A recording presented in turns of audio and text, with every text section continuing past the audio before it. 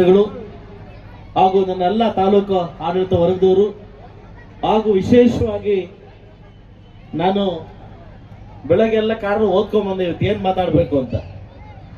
ಈ ಮುಳುಬಾಗಿಲು ಇಷ್ಟು ಕೇಳಿದ ತಕ್ಷಣ ಹಂಗೆ ದಂಗಾಗ್ಬಿಟ್ಟೆ ನಾನು. ಇವತ್ತು ವಿಶೇಷವಾಗಿ ನನಗೊಂದು ಆಸೆ ಇತ್ತು, ಅವ್ರನ್ನ ಕರ್ಕೊಂಬಂದು ಎಲ್ಲಾದ್ರೂ ಒಂದು ಕಡೆ ವೇದಿಕೆಯನ್ನು ಹಂಚ್ಕೋಬೇಕಂತ ಒಂದು ಆಸೆ ಇತ್ತು. ಬಹುಶಃ ಇವತ್ತು ಆಸೆ ನೆರವೇರ್ತು, ಆದ್ರೆ ಪೂರ್ತಿ ಆಗ್ಲಿಲ್ಲ.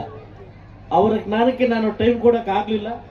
ಮತ್ತೊಂದು ಕಾರ್ಯಕ್ರಮನ ಫೆಬ್ರವರಿ ತಿಂಗಳಲ್ಲಿ ಆಯೋಜನೆ ಮಾಡ್ತಾ ಇದೀವಿ. ಇಡೀ ಕರ್ನಾಟಕ ರಾಜ್ಯ ತಿರುಗಿ ನೋಡ್ತಕ್ಕಂಥ ಕಾರ್ಯಕ್ರಮ ಮಾಡ್ತಾ ಇದೀವಿ.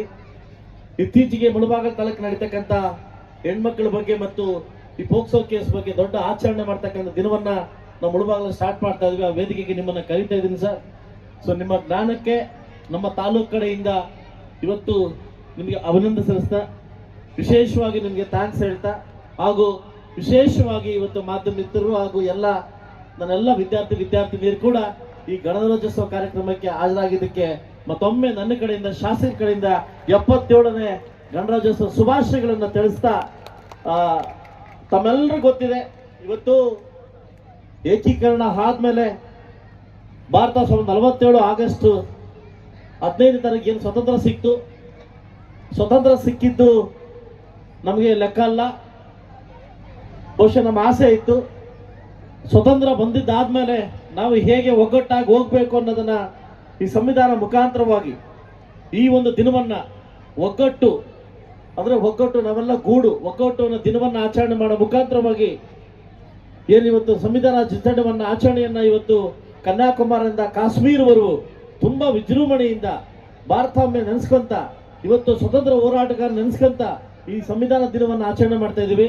ಈ ಆಚರಣೆಗೆ ಒಬ್ಬ ಶಾಸಕರಾಗಿ ತಾಲೂಕಿನ ಎಲ್ಲ ಅಧಿಕಾರಿ ವರ್ಗದವರು ನೀಡಿ ಇದು ಗೌರವಪೂರ್ವಕವಾಗಿ ನಮ್ಮ ತಾಲೂಕಲ್ಲೂ ಕೂಡ ಇದು ಆಚರಣೆ ಮಾಡ್ತಾ ಇದೀವಿ. ಸೊ ತಮ್ಗೆಲ್ರಿಗೂ ಗೊತ್ತಿದ್ದಂಗೆ 1938ರಲ್ಲಿ ಏನು ಮಹಾತ್ಮ ಗಾಂಧಿಯವರ ಅಧ್ಯಕ್ಷತೆಯಲ್ಲಿ ನಾವು ಸ್ವತಂತ್ರ ಮಾಡಬೇಕಾದ್ರೆ ನಾವೆಲ್ಲ ಒಗ್ಗಟ್ಟಾಗಬೇಕು, ನಾವೆಲ್ಲ ಗುಂಪಾಗಬೇಕು, ನಾವೆಲ್ಲ ಒಂದಾಗಬೇಕು ಅಂತ ಒಂದು ಕಾರಣಕ್ಕೋಸ್ಕರವಾಗಿ ಕಾಂಗ್ರೆಸ್ ಅನ್ನೋ ಪದವನ್ನು ಹುಟ್ಟಾಕಿದ್ರು ಮಹಾತ್ಮ ಗಾಂಧಿಯವರು. ಕಾಂಗ್ರೆಸ್ ಅಂದ್ರೆ ಈಗಿರ್ತಕ್ಕಂಥ ಪಕ್ಷ ಕಾಂಗ್ರೆಸ್ ಪಕ್ಷ ಅಲ್ಲ.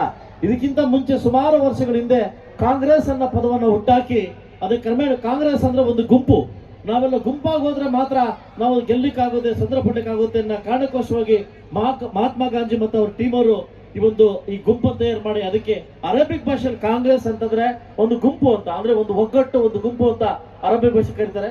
ಅವತ್ತೇ 1938ರಲ್ಲಿ ಅದನ್ನ ಕ್ರಮೇಣವಾಗಿ ಅದ್ರ ಒಗ್ಗಟ್ಟಾಗಿ 1947ರಲ್ಲಿ ಸ್ವತಂತ್ರ ಬಂದಾಗ ಇದೇನು ಕಾಂಗ್ರೆಸ್ ಪಕ್ಷ ಸ್ಥಾಪನೆ ಮಾಡಬೇಕು ಅಂತ ನೆಹರು ತಲೆಯಲ್ಲಿ ಯಾವಾಗ ಬರುತ್ತೆ ಆ ಮಹಾತ್ಮ ಗಾಂಧಿ ಅವ್ರಿಗೆ ಇಷ್ಟ ಆಗಲ್ಲ. ಯಾಕಂದ್ರೆ ಈ ಗುಂಪು ಅನ್ನೋ ಪದದಿಂದ ಭಾರತ ದೇಶವನ್ನು ಒಗ್ಗಟ್ಟು ಮಾಡಿದ್ವಿ, ಈ ಒಂದು ಪದದಿಂದ ನಾನು ಕಾಂಗ್ರೆಸ್ ಪಕ್ಷ ಕಟ್ಟಲಿಕ್ಕೆ, ರಾಜಕೀಯ ಪಕ್ಷ ಕಟ್ಟಲಿಕ್ಕೆ ಇದು ಪದ ಕೊಡೋದಕ್ಕೆ ಅವತ್ತು ಇಡೀ ಎಲ್ಲ ಒಗ್ಗಟ್ಟಾಗಿ ಮಹಾತ್ಮ ಗಾಂಧಿಯವ್ರನ್ನ ಒಬ್ಬರು ಬಿಟ್ಟು ಈ ಕಾಂಗ್ರೆಸ್ ಅನ್ನೋ ಪದದಿಂದ ಇಡೀ ರಾಜ್ಯವನ್ನು ಒಗ್ಗಟ್ಟು ಮಾಡಿ ಕಾಂಗ್ರೆಸ್ ರಾಜಕೀಯಕ್ಕೆ ಕ್ರಮೇಣವಾಗಿ ಬಂತು. ಸ್ನೇಹಿತರೆ, ಇವತ್ತು ನಾನು ಅರವಿಂದ ಶಿವಣ್ಣವ್ರ ಬಗ್ಗೆ ಒಂದು ಮಾತಾಡಲಿಕ್ಕೆ ಇಷ್ಟಪಡ್ತೀನಿ. ಬಹುಶಃ ನಾನು ಕೂಡ ಮುಳಬಾಗಿಲು ತಾಲೂಕು ಬಗ್ಗೆ ಓದಿದ್ದೆ, ನೋಡು ಚರಿತ್ರೆ ಇಷ್ಟು ಇತ್ತು, ಏನಪ್ಪ ಇಂಥ ಚರಿತ್ರೆಯಲ್ಲಿ ಮುಳಬಾಗಿಲು ತಾಲೂಕಲ್ಲಿ ಇದೆಯಲ್ಲ. ಬಹುಶಃ ಇವತ್ತು ಅವ್ರು ಹೇಳ್ತಕ್ಕಂಥ ಪದ ನೋಡಿದಾಗ ಇಂಥ ಒಂದು ಇತಿಹಾಸ ಇನ್ನೂ ಇದೆ ಮುಳಬಾಗಿಲು ತಾಲೂಕಲ್ಲಿ, ನನಗೆ ತುಂಬಾ ಖುಷಿ ಆಯ್ತು. ಸೊ ಅದ್ರ ಬಗ್ಗೆ ಇವತ್ತು ನಾನು ಹೇಳೋದೊಂದೇ, ಮುಳಬಾಗಿಲು ತಾಲೂಕಲ್ಲಿ ಇರ್ತಕ್ಕಂಥ ವಿಶೇಷವಾದಂತಕ್ಕ ದೇವಾಲಯಗಳು, ಇವತ್ತು ನಮ್ಮ ಗರುಡ ದೇವಾಲಯ, ಇವತ್ತು ನಮ್ಮ ಕುರುಡುಮಲೆ ದೇವಾಲಯ, ಅವಳಿ ರಾಮಲಿಂಗೇಶ್ವರ ದೇವಾಲಯ, ಸೋಮೇಶ್ವರ ದೇವಾಲಯ, ಆಂಜನೇಯ ದೇವಾಲಯ, ಇವತ್ತು ದರ್ಗಾ, ಇವತ್ತು ವಿಶೇಷವಾಗಿರ್ತಕ್ಕಂಥ ನಮ್ಮ ನರಸಿಂಹ ತೀರ್ಥ, ಇದ್ರ ಬಗ್ಗೆ ಇತಿಹಾಸ ತೆಗೆದಾಗ ಸುಮಾರು 1300-1400 ವರ್ಷಗಳ ಇತಿಹಾಸ ಹೊಂದಿರತಕ್ಕಂಥ ಊರು ನಮ್ಮೂರು ಮುಳಬಾಗಿಲು. ಹೆಮ್ಮೆ ಆಗುತ್ತೆ ಸ್ನೇಹಿತರೆ. ಇಂಥ ಊರಲ್ಲಿ ಬಹುಶಃ ನನ್ನ ತಂದೆ ತಾಯಿ ಮಾಡ್ತಕ್ಕಂಥ ಪುಣ್ಯ ಅಂತ ಗೊತ್ತಿಲ್ಲ, ಇಂಥ ಊರಲ್ಲಿ ಶಾಸಕನಾಗಿದ್ದಕ್ಕೆ ನನಗೆ ಹೆಮ್ಮೆ ಆಗುತ್ತೆ. ಬಹುಶಃ ಇಲ್ಲಿ ಹುಟ್ಟಿರ್ತಕ್ಕಂಥ ನನ್ನ ಜನ ಹೆಮ್ಮೆ ಜನ ಅಂತ ಹೇಳ್ಬೋದು ಅಂತ ಹೇಳ್ತಾ, ಸ್ವಾಭಿಮಾನ ಇರ್ತಕ್ಕಂಥ ಜನ ಅಂತ ಹೇಳ್ಬೋದು. ಇವತ್ತು ಸಾಕಷ್ಟು ವಿಚಾರಗಳಿಂದ ಬಂದಾಗ ಇವತ್ತು ತಮಗೆಲ್ಲ ಗೊತ್ತಿದೆ, ದೇಶಭಕ್ತಿ ಅಂತಂದ್ರೆ ತಮಗೆಲ್ಲ ಗೊತ್ತಿದೆ, ಕಾನೂನು ಪಾಲನೆ ಮಾಡೋದು, ನಾವೆಲ್ಲ ಕಾನೂನಿನ ಸುಭದ್ರತೆಯನ್ನು ಕಾಪಾಡ್ತಕ್ಕಂಥ ವಿಚಾರ ಹಾಗೂ ಸತ್ಯನಿಷ್ಠೆ.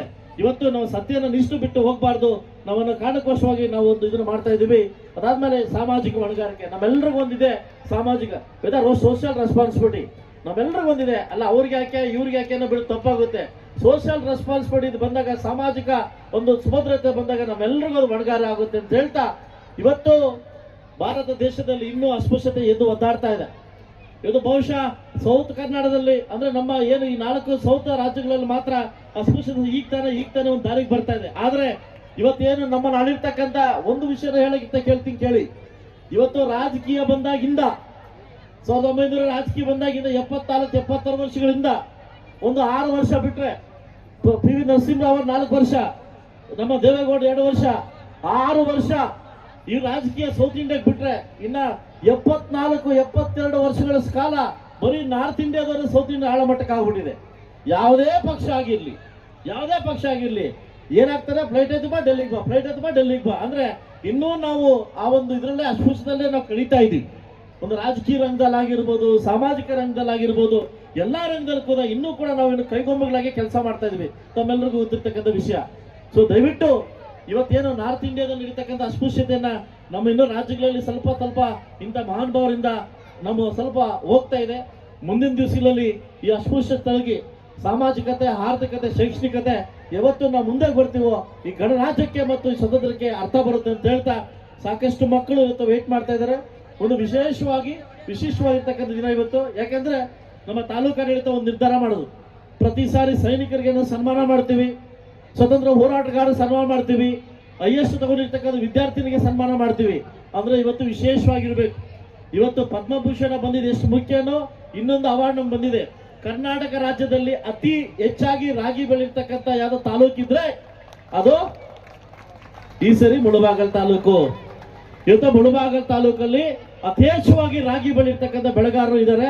ಅವ್ರನ್ನ ಕರ್ಕೊಂಡ್ಬಂದು ಸನ್ಮಾನ ಮಾಡ್ಬೇಕಂತ ಇವತ್ತು 10 ಜನ ರೈತರು ಏನು ಯಥೇಚ್ಛವಾಗಿ ರಾಗಿ ಬೆಳೀರ್ತಕ್ಕಂಥ ರೈತರನ್ನ ಕರ್ಕೊಂಡ್ಬಂದು ಈ ಗಣರಾಜ್ಯೋತ್ಸವ ಪ್ರಶಸ್ತಿ ಪ್ರದಾನವನ್ನು ಅವರಿಗೆ ಮಾಡ್ಬೇಕಂತ ತೀರ್ಮಾನ ಆಗಿ ಅವರಿಗೆ ಮತ್ತು ವಿಶಿಷ್ಟವಾಗಿ ಓದಿರ್ತಕ್ಕಂಥ ಮಕ್ಕಳಿಗೆ ಸರ್ಕಾರದಿಂದ 50 ಸಾವಿರ ರೂಪಾಯಿ ಅನುದಾನವನ್ನು ಬಂದಿದೆ.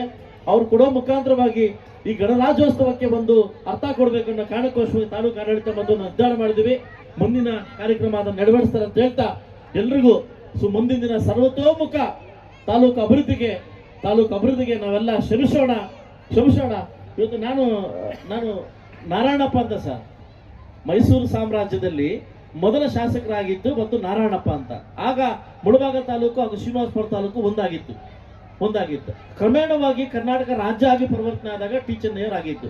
ಇದಕ್ಕಿಂತ ಮೈಸೂರು ಸಾಮ್ರಾಜ್ಯದಲ್ಲಿ ಬಂದಾಗ ನಕ್ಕೆ ನಾರಾಯಣಪ್ಪ ಅಂತ ಅಂದ್ಬಿಟ್ಟು ಇವರು ಇಲ್ಲಿ ಮತ್ತು ಶ್ರೀನಿವಾಸಪುರ ಮತ್ತು ಕೋಲಾರಕ್ಕೆ ಅವರು ಇದಾಗಿದ್ರು.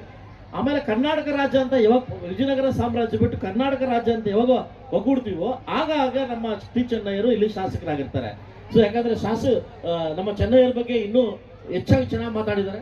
ಅದಕ್ಕಿಂತ ಮುಂಚೆ ಚಿತ್ರರಂಗದಲ್ಲಿ ನಾವೇನು ಕಮ್ಮಿ ಇಲ್ಲ. ಚಿತ್ರರಂಗದಲ್ಲಿ ಇವತ್ತು ಈ ಚಿತ್ರರಂಗ ಗೊತ್ತಿದೆ. ಮೊನ್ನೆ ಡಾಕ್ಟರೇಟ್ ಪದವಿ ಪಡೆದು ನಮ್ಮ ಅವಾರ್ಡ್ ಪಡೆದಿರ್ತಕ್ಕಂಥ ನಮ್ಮ ಸೌಂದರ್ಯ ಮೇಡಮ್ ಅವರು ನಮ್ಮನ್ನೆಲ್ಲ ಅಗಲಿದ್ದಾರೆ. ಅಂತ ಮಹಾನಟಿ ಇರ್ತಕ್ಕಂಥ ಊರಿದು. DVG ಗುಂಡಪ್ಪ ಅವರು. ಇವತ್ತು DVG ಗುಂಡಪ್ಪ ತಾತ ಅಂತಂದ್ರೆ ಯಾರು ಗೊತ್ತಿಲ್ಲ, ಕರ್ನಾಟಕ ರಾಜ್ಯಕ್ಕೆಲ್ಲ ಗೊತ್ತು. ನಿಮ್ಮ ಮುಳಬಾಗ್ಲವ್ರು ಅಂತ ನಮಗೆ ಡೌಟ್. ಇವತ್ತು ನಮ್ಮೂರಲ್ಲಿ ಹುಟ್ಟಿ ನಮ್ಗೆ ಹೆಮ್ಮೆ. ಇವತ್ತು ನೆನ್ನೆ ಒಬ್ಬರು ವಿರೂಪಾಕ್ಷದಲ್ಲಿ ನಾನು ಕೇಳಿದೆ, ಯಾರು ಇವರು ಶೂಟ್ ಹಾಕೊಂಡಿದಾರಲ್ಲ, ಹಾರ ಹಾಕೊಂಡಿದಾರ ಅಂತಾರ. ಆಗ ಗೊತ್ತಾಯ್ತು ಅವ್ರ ವಂಶಸ್ಥರು ಅಂತ. ನೀವ್ ಹೇಳಿದ ನನ್ನ ಹೆಸರು ಅವರು ಶ್ರೀಕೃಷ್ಣ ನೆನ್ನೆ ಬಂದಿದ್ರು. ನನಗೆ ಖುಷಿ ಆಯ್ತು ನೆನ್ನೆ. ಸೊ ಹಂಗೆ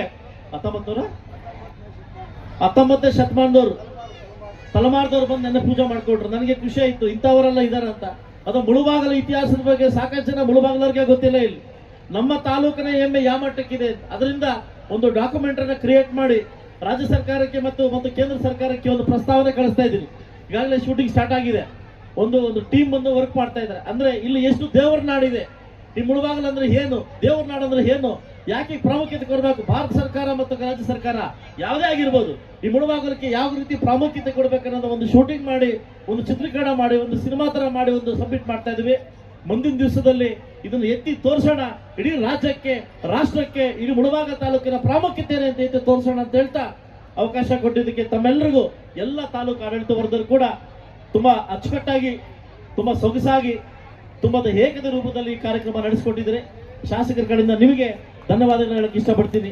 ಇದೇ ರೀತಿ ಒಗ್ಗಟ್ಟು ಖಂಡಿತವಾಗ್ಲಿದ್ರೆ ಈ ತಾಲೂಕು ಅಭಿವೃದ್ಧಿ ತುಂಬಾ ಒಳ್ಳೇದಾಗುತ್ತೆ ಅಂತ ಹೇಳ್ತಾ ನಾವೆಲ್ಲ ಸೇರಿ ತಾಲೂಕು ಅಭಿವೃದ್ಧಿಗೆ ಶ್ರಮಿಸೋಣ ಅಂತ ಹೇಳ್ತಾ ವಿಶೇಷವಾಗಿ ಎಲ್ಲ ನನ್ನ ನಾಯಕರಿಗೆ, ನನ್ನ ಜೊತೆ ಬಂದಿರತಕ್ಕಂಥ ಎಲ್ಲ ನಾಯಕರಿಗೆ, ಭಾಗಿರ್ತಕ್ಕಂಥ ನಾಯಕರಿಗೆ ಹಾಗೂ ಎಲ್ಲ ನನ್ನ ವಿಶೇಷ ಮಾಧ್ಯಮ ಮಿತ್ರರು ಕೂಡ ಒಂದ್ಸತ ನನ್ನ ಮಾತು ಮುಗಿಸ್ತಾ ಇದ್ದೀನಿ. ಜೈ ಹಿಂದ್, ಜೈ ಕರ್ನಾಟಕ ಮಾತೆ.